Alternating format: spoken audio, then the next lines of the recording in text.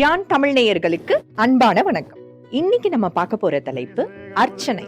நாம கோயிலுக்கு போனா அர்ச்சனை செய்யறோமே, அது எதுக்குன்னு எப்பவாச்சும் யோசிச்சிருக்கீங்களா? நம்ம பேருக்கு செய்யற அர்ச்சனைக்கும் கடவுள் பேர்ல செய்யற அர்ச்சனைக்கும் என்ன வித்தியாசம், ஏன் செய்யறோம்னு தெரியுமா? அர்ச்சனைய பற்றி முழுமையா இந்த வீடியோல தெரிஞ்சுக்கலாம். உங்களுக்காக ஸ்பெஷலா தயாரிக்கப்பட்ட வீடியோக்களை உடனுக்குடன் பார்க்கிறதுக்காக யான் தமிழ் சேனலை சப்ஸ்கிரைப் பண்ணுங்க. உங்க குடும்பத்தார் நண்பர்களுக்கு இந்த சேனலை அறிமுகப்படுத்தி வையுங்க. சரி, இப்போ அர்ச்சனைய பத்தி பார்க்கலாம். அர்ச்சா என்ற சொல்லில் இருந்து வந்ததுதான் அர்ச்சனை. அர்ச்சா அப்படின்னா சிலைன்னு அர்த்தம். கடவுள் சிலைக்கு செய்யற 6 உபசாரங்களில் அர்ச்சனையும் ஒண்ணு. அது என்ன 6 உபசாரங்கள்னு கேக்குறீங்களா? 1 அபிஷேகம், தண்ணீர், பால், தேன், தயிர், பன்னீர், இளநீர் போன்ற பல பொருள்களால் கடவுளை உபசரிப்பது. 2 அலங்காரம், பட்டு பீதாம்பரத்தாலும் பொன்னாலும் தங்க நகை வைர வைடூரியங்கள் மலர் மாலைகளாலும் கடவுளை அழகுபடுத்தி உபசரிப்பது. 3 அர்ச்சனை, பூக்களாலும் பாக்களாலும்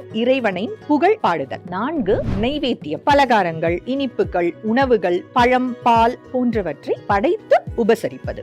5 ஆராதனை, தூபம் காட்டுவது, தீபம் ஏற்றுவது.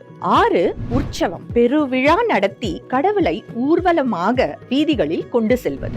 நான் ஆரம்பத்திலேயே சொன்ன மாதிரி இந்த உபசாரங்கள்ல அர்ச்சனை மிக முக்கியமான ஒண்ணு. மற்ற உபசாரங்களை விட அர்ச்சனையின் போது உச்சரிக்கப்படும் மந்திரங்களால் கூடுதல் பலன் கிடைக்கும் என்பது ஐதீகம். சரி, இப்போ அடுத்த விஷயத்துக்கு வரும். அர்ச்சனை நம்ம பேர்ல செய்வது நல்லதா இல்ல கடவுள் பேர்ல செய்வது நல்லதான்னு நிறைய பேருக்கு குழப்பம் இருக்கும். அர்ச்சனைக்கு அறிவித்தல்னு இன்னொரு அர்த்தமும் இருக்கு. நம்ம பெயர், ராசி, நட்சத்திரம், கோத்திரம்னு எல்லாத்தையும் அறிவிச்சு நான் உன்னை நம்பி வந்திருக்கிறேன், நீ என்ன பாத்துக்கோன்னு கடவுள் கிட்ட விண்ணப்பம் செய்யறது ஒரு வகை அர்ச்சனை. அடுத்து கடவுள் பெயருக்கு செய்யும் அர்ச்சனை. யார் பெயருக்கு அர்ச்சனை செய்கிறோமோ அவரது வாழ்வு வளமாகும்னு ஒரு நம்பிக்கை. கடவுள் பெயருக்கு அர்ச்சனை செய்தா நாடு வளமாகும், செடி கொடி விலங்கு பூச்சி நதி காடுன்னு இந்த உலகத்துல இருக்கிற எல்லாமே வளமாகும். இதுதான் கடவுள் பேர்ல அர்ச்சனை செய்ய காரணம். இதுல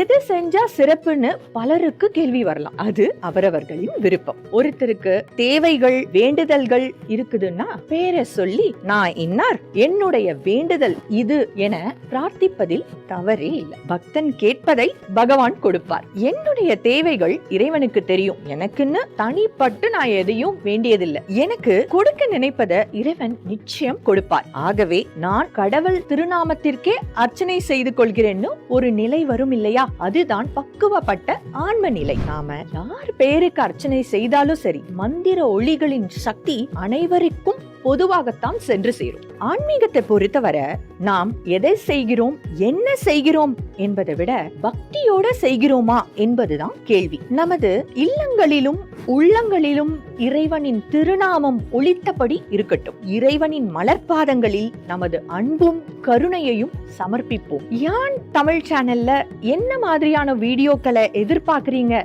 அப்படிங்கறத தெரியப்படுத்துங்க. எங்களால இயன்ற அளவிற்கு தரமான வீடியோக்களை உங்களுக்கு வழங்க காத்திருக்கிறோம். இணைந்திருங்கள் யான் தமிழுடன். உயர்வாய் அறிவால். நன்றி.